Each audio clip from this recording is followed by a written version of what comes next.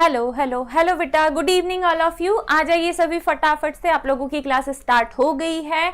आज हम फिजिक्स में पढ़ने वाले हैं बहुत ही इंपॉर्टेंट क्वेश्चन, जहां मैं आपको बता दूं कि कल हम लोगों ने कवर किया है गॉस प्रमेय, ठीक है, गॉस थ्योरम। कल हमने गॉस थ्योरम के बारे में जाना था बहुत अच्छे से, मैंने आपको विद्युत फ्लक्स और गॉस प्रमेय एक्सप्लेन किया था। आज उसी गॉस प्रमेय की सहायता से हम निकालेंगे कूलाम का व्युत्क्रम वर्ग का नियम। मैंने आप लोगों को कूलाम का नियम बहुत अच्छे से पढ़ाया है बेटा, जरा चेक करके मुझे बताओ आवाज वगैरह सब कुछ ठीक है या नहीं, कुछ ऐसे बबल साउंड तो नहीं आ रहा है। जैसे मैं आगे बढ़ूं, आगे कंटिन्यू करूं, है ना, थोड़ा सा लेट हो गए हम आज 2 मिनट।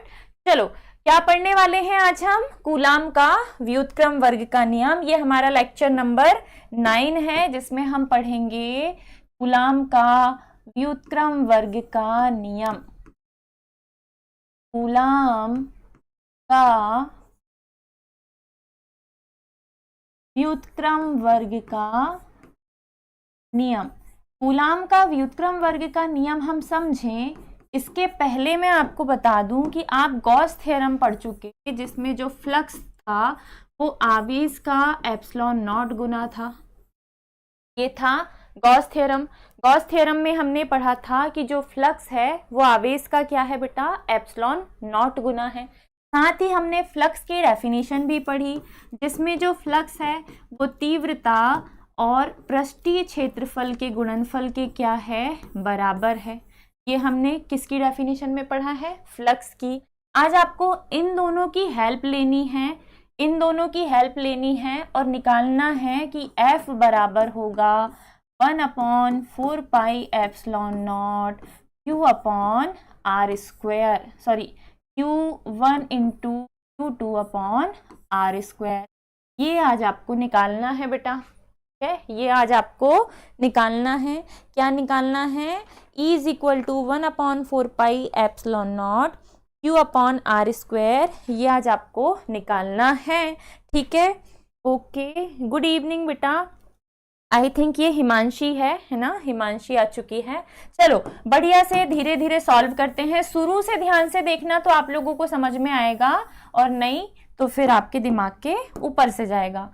मान लो किसी बिंदु पर, जो कि है O, प्लस Q1 आवेश रखा हुआ है। माना किसी बिंदु O पर प्लस Q1 आवेश रखा हुआ है। इससे R दूरी पर, कितनी दूरी पर, R दूरी पर एक अन्य बिंदु है P, जहां हमें विद्युत क्षेत्र की E ज्ञात करनी है। क्योंकि तीव्रता के बिना आप बल की गणना नहीं कर सकते, बिना तीव्रता के बेटा आप बल की गणना नहीं कर सकते, ठीक है। तो बिंदु O पर प्लस Q1 आवेश रखा हुआ है, इससे R दूरी पर एक बिंदु P है जहां हमें विद्युत क्षेत्र ज्ञात करनी है। और ये तीव्रता हमें ज्ञात करनी है किसकी सहायता से? गॉस प्रमेय की सहायता से। क्योंकि गॉस प्रमेय की हेल्प लोगे तभी जाके तुम्हारी तीव्रता निकलेगी, और जब आपकी तीव्रता निकल जाएगी तभी जाके आप बल F का सूत्र निकालोगे, जो कि है 1/4 pi epsilon naught Q/r square. मात्रक है इसका न्यूटन, ठीक है। आज आपको पहले चाहिए बेटा तीव्रता, फिर आप निकालेंगे बल, और ये आप निकालेंगे किसकी हेल्प से? गॉस प्रमेय की हेल्प से। इसीलिए इसे कहा जाता है कूलाम का व्युत्क्रम वर्ग का नियम। कूलाम के नियम में यही सूत्र आपने निकाला है, लेकिन इस सूत्र में ज्यादा कुछ नहीं करना पड़ा था। आपने बोला था कि बल जो है वो आवेशों के गुणनफल के समानुपाती है, दो आवेशों के बीच की दूरी के वर्ग के व्युत्क्रमानुपाती है। दोनों को संयुक्त किया था तो Q1 इंटू Q2 आया था, बटे में आया था R स्क्वायर।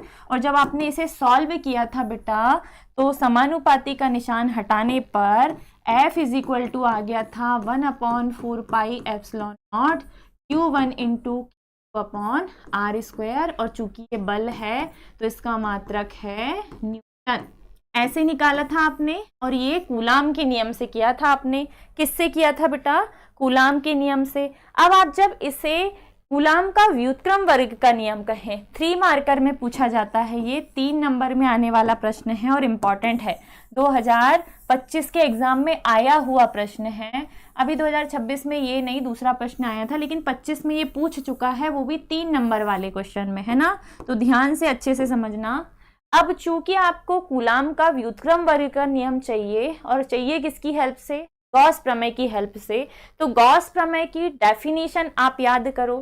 गॉस प्रमेय की डेफिनेशन के अकॉर्डिंग विद्युत क्षेत्र में स्थित किसी भी आकार के बंद पृष्ठ से अभिलंबवत गुजरने वाली, ये रहा किसी भी आकार का बंद पृष्ठ, इससे अभिलंबवत गुजरने वाली कुल विद्युत बल रेखाओं की संख्या अर्थात विद्युत फ्लक्स, उस पृष्ठ के अंदर जो भी आवेश है उस आवेश का एप्सिलॉन नॉट गुना होता है। ये है गॉस प्रमेय। पाई बराबर है क्यू अपॉन एप्सिलॉन नॉट। कहीं अगर कोई आवेश रखा है तो इसके चारों ओर का क्षेत्र होता है विद्युत क्षेत्र।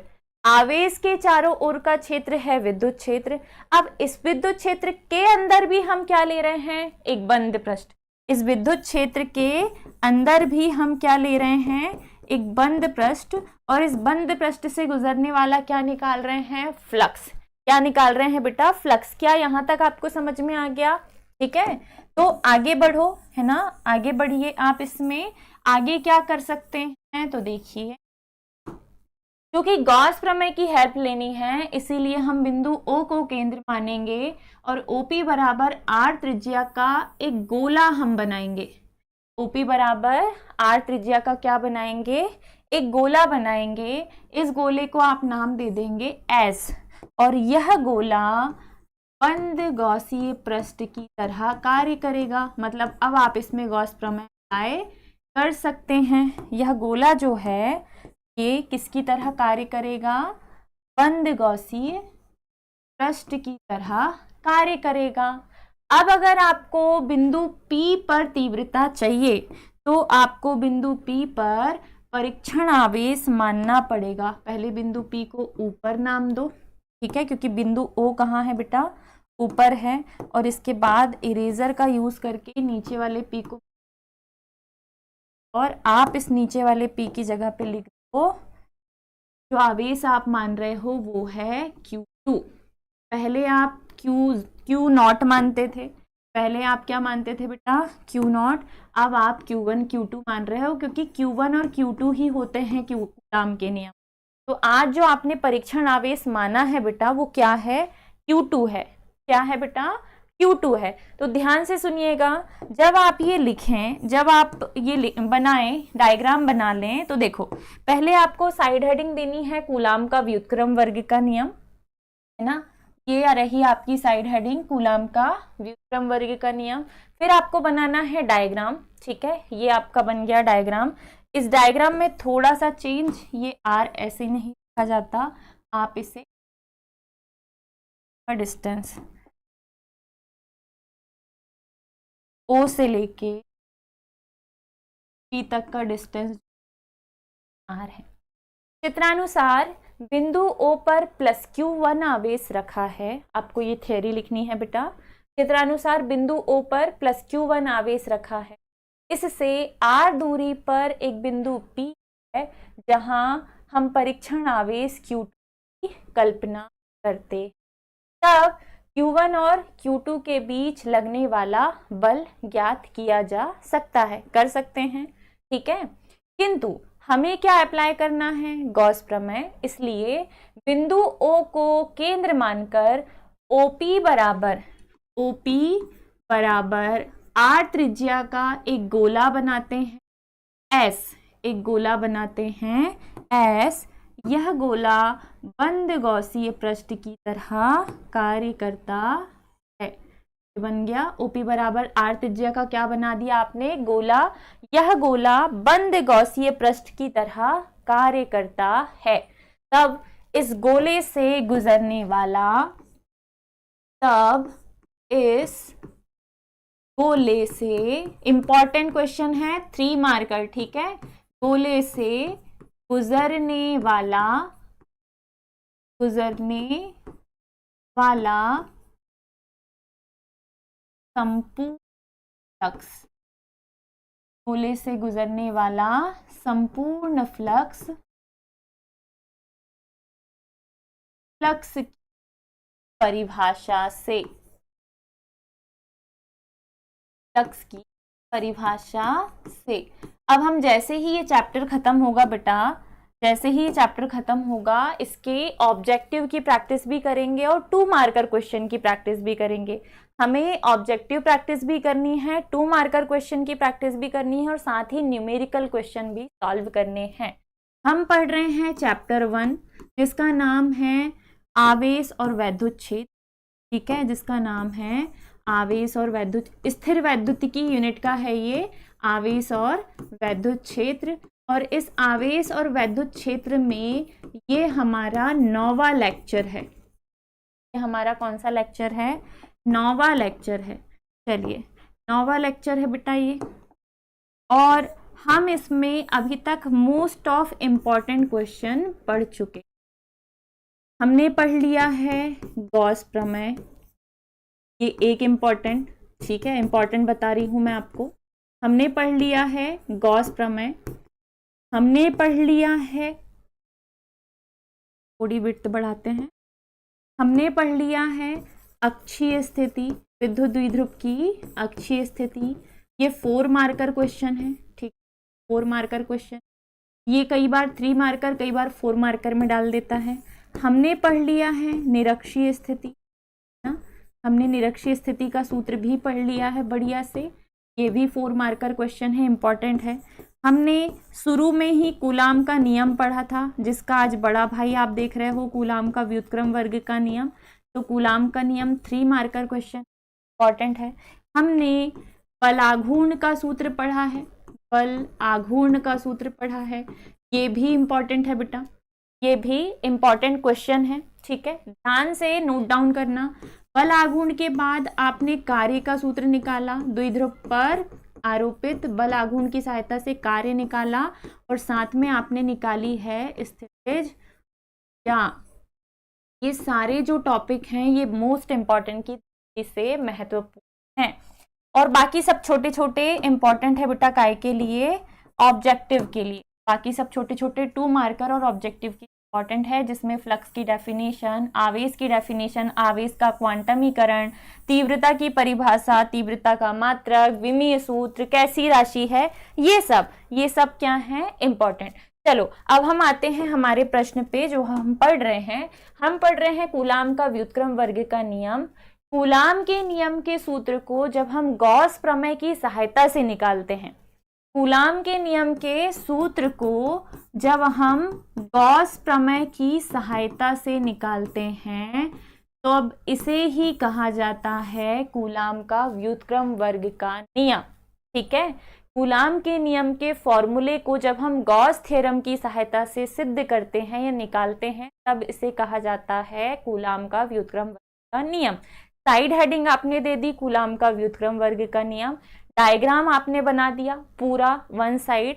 इसके बाद आप लिख रहे हो कि चित्रानुसार बिंदु O पर +Q1 आवेश रखा है, इससे r दूरी पर एक बिंदु P है जहां हम परीक्षण आवेश की कल्पना करते हैं। हमें Q1 और Q2 के बीच लगने वाला बल ज्ञात करना है, इसलिए हम बिंदु O को केंद्र मानकर OP बराबर r त्रिज्या का एक गोला बनाते हैं S। यह गोला बंद गॉसीय पृष्ठ की तरह कार्य करता है। तब इस गोले से गुजरने वाला संपूर्ण फ्लक्स, फ्लक्स की परिभाषा से संपूर्ण फ्लक्स होता है फाई, सूत्र है double integration S E into ds, तीव्रता इंटू पृष्ठीय क्षेत्रफल। अब आपको पता है तीव्रता का इंटीग्रेशन नहीं होता, केवल पृष्ठीय क्षेत्रफल का होता है, तो हम E को बाहर लिखते हैं पहले से ही। पृष्ठीय समाकलन के लिए डबल इंटीग्रेशन लगाते हैं, पृष्ठ है S और आ गया बेटा ds, आ गया क्या? ds। अब क्या कर सकते हैं, आप सभी को पता है कि जो ds है ना, जो पृष्ठीय क्षेत्रफल है ds का, हम यहाँ एक छोटा सा पृष्ठ लेते हैं, इस छोटे से पृष्ठ को ds नाम देते हैं और उसका पृष्ठीय समाकलन पूरे पृष्ठ का होता है, उसका जो पृष्ठीय समाकलन है वो डन, ठीक है। थैंक यू बेटा हिमांशी कमेंट करके बताने के लिए। चलो, वो पूरे पृष्ठ का क्या होता है, पृष्ठीय समाकलन, ये हमने कल के लेक्चर में पढ़ा था। तो ये जो पूरा आपको दिख रहा है बेटा, ये पूरा होगा क्या, पृष्ठीय क्षेत्रफल। ये पूरा होगा क्या, पृष्ठीय क्षेत्रफल। किसका होगा, तो जो आकृति आप बनाओगे, जैसे यहाँ आपने क्या बनाया है, गोला, तो ये होगा गोले का पृष्ठीय क्षेत्रफल। अगर आप बेलन बनाओगे तो होगा बेलन का पृष्ठीय क्षेत्रफल, अगर आप शंकु बनाएंगे तो होगा शंकु का। लेकिन यहाँ पर जो बनाया है आपने, वो बनाया है गोला। एस जो बना है वो क्या है, गोला। तो डीएस जो पृष्ठीय समाकलन आप करोगे, ये पूरे पृष्ठ का क्या हो जाएगा, पृष्ठीय क्षेत्रफल।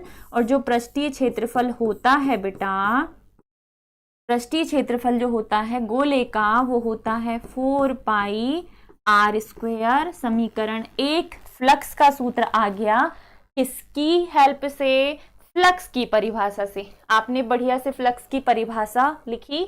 इस परिभाषा में ई को बाहर लेके जब डीएस बचा, तो ये पूरा पृष्ठीय क्षेत्रफल होता है। जिसका होगा, किसका होगा, तो जो यहाँ गोला बनाया है, उस गोले का ही क्या होगा बेटा, ये पृष्ठीय क्षेत्रफल होगा। उस गोले का ही क्या होगा, ये पृष्ठीय क्षेत्रफल होगा। हमने गोला थोड़ा सा गड़बड़ बना दिया, कोई एग्जैक्ट गोल बना दे। और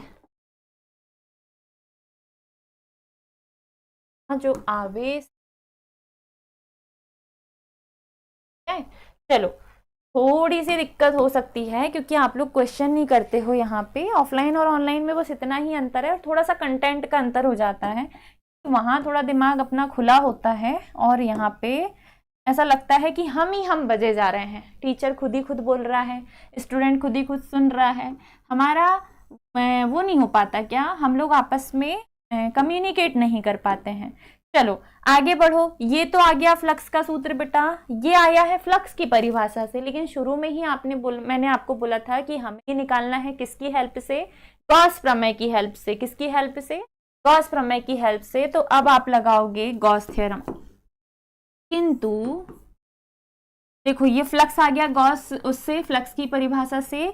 अब आप लिखोगे किंतु गॉस प्रमेय से, किंतु गॉस प्रमेय से फ्लक्स बराबर ये नहीं होता। गॉस प्रमेय से फ्लक्स बराबर होता है Q अपॉन एप्सिलॉन नॉट।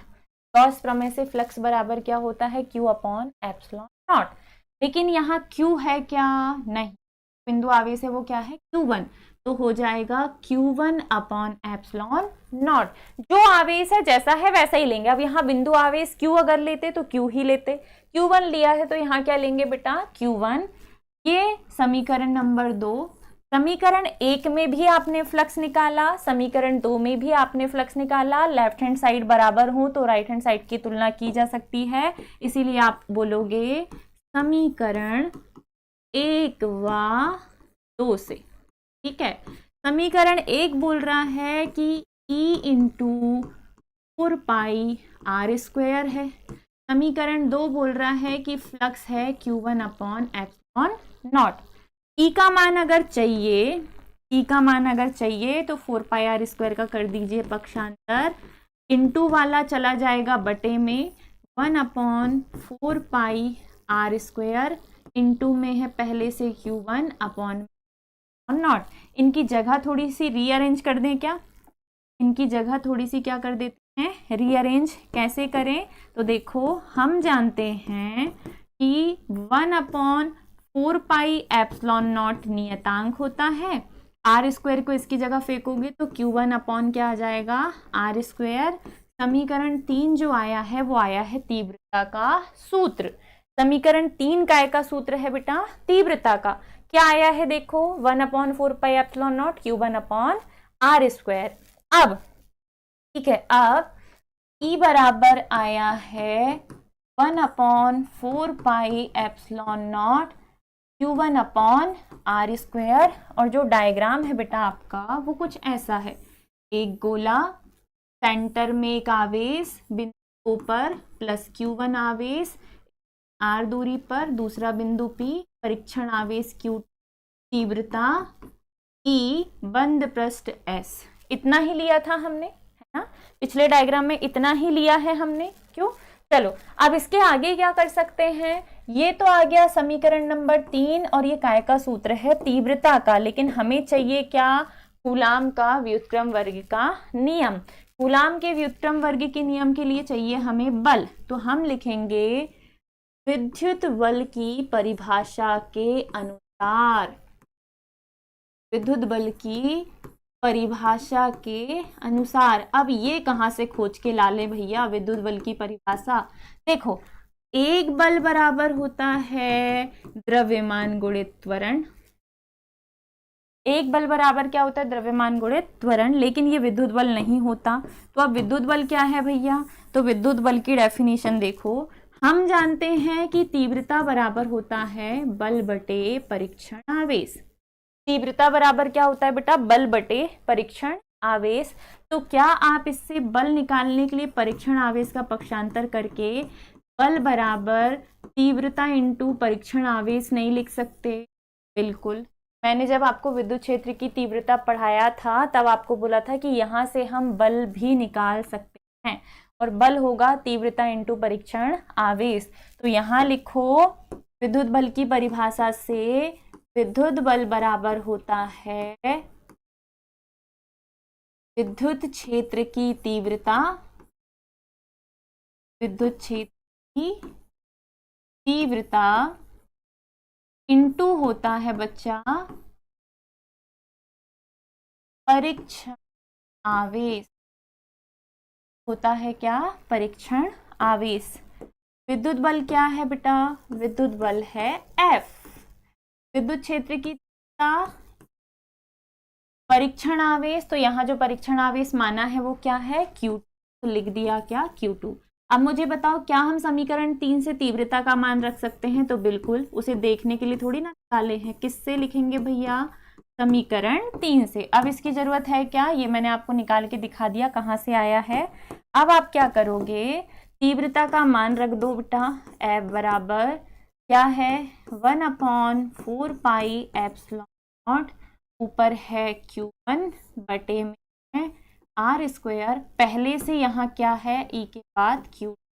क्या ये आपको कूलाम के नियम के जैसा दिख रहा है? और अगर हाँ तो मात्रक लिख दो न्यूटन, इसे डिब्बे में कर दो बंद और बोलो यही कूलाम के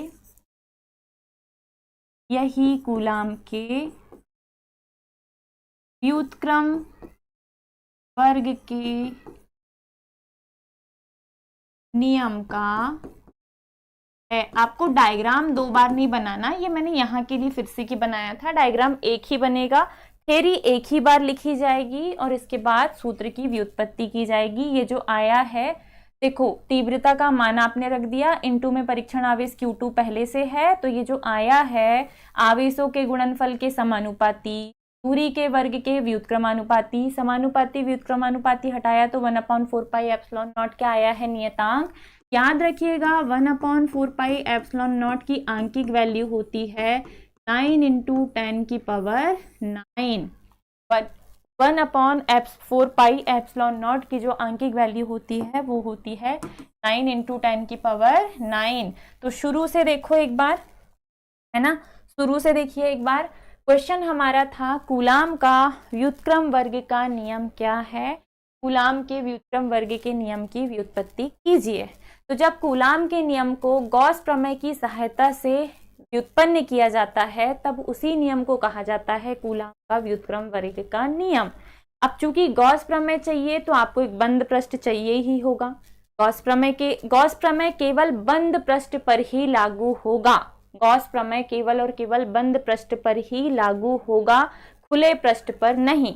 इसलिए आपने माना कि बिंदु O पर +Q1 आवेश रखा है और इसके चारों ओर का जो पृष्ठ है वो एक बंद पृष्ठ है, तो हमने OP बराबर R त्रिज्या का एक गोला बनाया S और इस गोले को कहा बंद गॉसीय पृष्ठ। और बिंदु P पर आपने दूसरा आवेश इसलिए लिया है ताकि दोनों आवेशों के बीच में बल लगे, और जब बल लगेगा तो तीव्रता भी ज्ञात की जा सकती है। पहले तीव्रता निकालो फिर बल निकालो, वही बल का सूत्र है कूलाम के व्युत्क्रम वर्ग के नियम का सूत्र। तो पहले आप चूंकि एक बंद सरफेस से गुजरने वाले फ्लक्स की बात कर रहे हो, तो आप इस फ्लक्स को निकालोगे फ्लक्स की परिभाषा से। फ्लक्स की परिभाषा बोलती है कि फ्लक्स जो होता है वो तीव्रता और पृष्ठीय क्षेत्रफल के गुणनफल के बराबर होता है। अब यहाँ जो पृष्ठीय क्षेत्रफल हम ले रहे हैं वो संपूर्ण पृष्ठ S का ले रहे हैं, तो संपूर्ण पृष्ठ S का अगर आपको पृष्ठीय क्षेत्रफल चाहिए तो ये है गोला, और गोले का पृष्ठीय क्षेत्रफल होता है 4πr²। अब इस सूत्र में आपको फ्लक्स मिल गया। क्या मिल गया बेटा? फ्लक्स। तो जब ये फ्लक्स मिल गया, इसे यहीं छोड़ो और बोलो कि सेम इसी में हम अप्लाई कर सकते हैं क्या? गॉस प्रमेय। गॉस प्रमेय बोलता है कि फाई बराबर होगा Q/ε। अब Q की जगह सेंटर में Q1 है, तो Q1/ε कर दो बेटा। यहाँ भी फाई निकाला है, यहाँ भी फाई निकाला है, लेफ्ट हैंड साइड बराबर, राइट हैंड साइड को बराबर कर दीजिए दोनों के। ई का मान चाहिए तो 4πr² का पक्षांतर करोगे। जब 4πr² का पक्षांतर होगा, यहाँ थोड़ा सा मैं सोच रही थी कि इधर का स्पेस बचाना है इसलिए मैंने ऐसा लिखा था, लेकिन नहीं। देखो ई को यहीं रहने दो बेटा, 4πr² इधर आएगा तो 1/4πr², 1/ε0 ना, बराबर के नीचे बराबर लिखते हैं अच्छे बच्चे। 1/4π के साथ लिख दीजिए ε0, नियतांक बन जाएगा, और Q1 के बटे में आप r²। तीव्रता है तो मात्रक दैट इज 3। में आपको क्या मिल गई? विद्युत क्षेत्र की तीव्रता। जब आपको तीव्रता मिल गई तो आपने बोला कि हम विद्युत बल की परिभाषा लगा सकते हैं, क्योंकि कूलाम का नियम चाहिए तो बल का सूत्र ही निकालना है बेटा। विद्युत बल की परिभाषा भी आपने तीव्रता से निकाले, क्योंकि आप जानते हो कि तीव्रता बराबर होता है बल बटे परीक्षण आवेश। इसी में बल चाहिए तो परीक्षण आवेश को इधर फेंक दो, है ना। तो तीव्रता इंटू परीक्षण आवेश क्या हो जाएगा? बल। बल को F से दर्शाते हैं, तीव्रता को E से। परीक्षण आवेश यहाँ आज हमने Q2 माना है तो हम लिखें Q2। E का मान आप समीकरण 2 से उठा के 3 से उठा के लाके रख दो, पहले से यहाँ Q2 है, ये जो आया है यही बल का सूत्र है। किसके लिए? कूलाम के नियम के लिए। किसकी सहायता से? गॉस प्रमेय की सहायता से। इसीलिए आप बोलोगे यही कूलाम के व्युत्क्रम वर्ग के का सूत्र है। डन? समझ गए तो थम्स अप कर दो। यस मैम, समझ में आ गया। जैसे हम आगे बढ़ेंगे, ठीक है। यस मैम, समझ में आ गया हमें, ठीक है। चलिए बताइए फटाफट से, क्या आप लोग समझ पाए हैं कि हमने क्या किया है? कुछ सूत्र लिखते हैं। विद्युत बल जो है, विद्युत बल का सूत्र होता है परीक्षण आवेश इंटू परीक्षण आवेश का मतलब क्या हुआ बेटा? बल यानी कि F, परीक्षण आवेश Q0, तीव्रता है E। पहला फॉर्मूला। दूसरा, बिंदु आवेश के लिए तीव्रता का सूत्र जो होता है, बिंदु आवेश के लिए विद्युत क्षेत्र की तीव्रता, विद्युत क्षेत्र की तीव्रता निकाल चुके हैं हम। इसका जो सूत्र होता है वो होता है E बराबर 1/4πε0 Q/r²। तीव्रता का मात्रक होता है न्यूटन प्रति ग्राम। तीसरा, द्विध्रुव पर आरोपित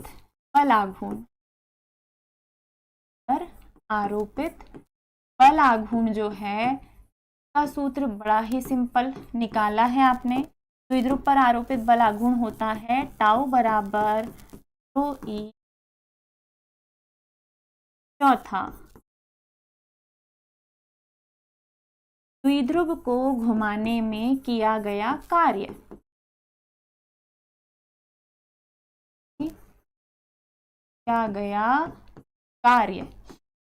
का सूत्र होता है W बराबर ρe 1 - cos थीटा।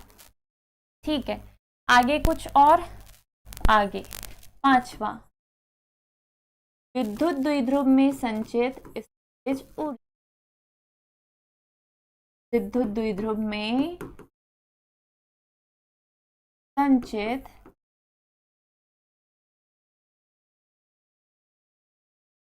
ऊर्जा। स्थितिज ऊर्जा U का फॉर्मूला है -ρe cos थीटा। छठवा, अगला क्या है, द्विध्रुव की अक्षीय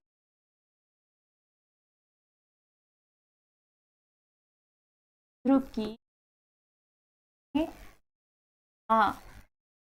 ध्रुव की तीव्रता E बराबर हो 1/4π∼0 ρ/r³ तीव्रता है न्यूटन प्रति कूलाम। क्लियर, यहां तक आ गए आप? सो सॉरी, छींक आ गई, मतलब कुछ ना कुछ आने वाला है ना। अच्छी स्थिति में तीव्रता हो गई। अब आप लिखोगे किस में बेटा, निरक्षीय स्थिति में तीव्रता, विद्युत क्षेत्र की तीव्रता। विद्युत द्विध्रुव की निरक्षीय स्थिति में तीव्रता होती है बराबर 1/4πε0। 2 रो हटा के रो लिख दो, बटे में r³ है न्यूटन प्रति कूलाम। और क्या है भैया, सिंपली विद्युत क्षेत्र की तीव्रता। सिंपल में विद्युत क्षेत्र की तीव्रता का जो सूत्र है वो है E बराबर बल बटे परीक्षण आवेश। और कुछ है? बिल्कुल, कौन से नंबर, 9वें नंबर का फॉर्मूला द्विध्रुव आघूर्ण का आपको याद रखना। ये आपको लिस्टिंग करनी है पूरे चैप्टर की, है ना, आपको लिस्टिंग करनी है पूरे चैप्टर की। द्विध्रुव आघूर्ण, द्विध्रुव आघूर्ण कोई एक आवेश, आवेशों के बीच गुणनफल द्विध्रुव आघूर्ण होता है, याद रखिएगा। कुछ बचा क्या? अब बचा है कूलाम का नियम। कूलाम का नियम का सूत्र है बल बराबर 1/4π∼1 × Q/r²। मात्रक है इसका न्यूटन। बल एक सदिश राशि है, ठीक है। तीव्रता भी एक सदिश राशि है।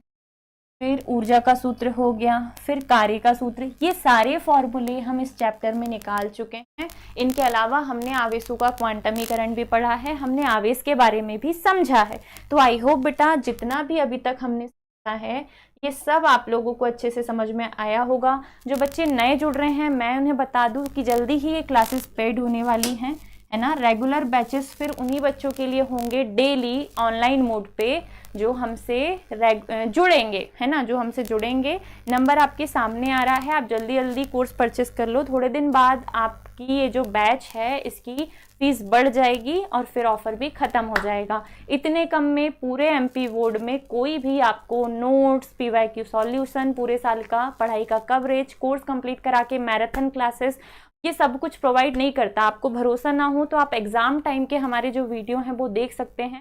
हमने बहुत सपोर्ट किया है बच्चों को, टाइमली 3-3, 4-4 घंटे का उन्हें बूस्टर सीरीज दी है, इंपॉर्टेंट क्वेश्चन प्रैक्टिस उन्हें करवाई है, न्यूमेरिकल सॉल्यूशन उन्हें दिया है, क्वेश्चन आए हैं, गैसिंग क्वेश्चन भी दिए हैं। आप सब कुछ देख सकते हैं, सब यूट्यूब पे डला हुआ है। एग्जाम टाइम के अगर आप वीडियो उठा के देखेंगे तो हम लोग की मेहनत आपको दिखेगी और आपका भरोसा हम पर बनेगा, ठीक है।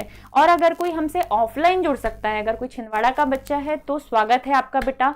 ऑफलाइन का तो मजा ही अलग है। ऑफलाइन में हम प्रैक्टिकल मोड पे बात करते हैं, प्रैक्टिकली आपको पढ़ाया जाता है।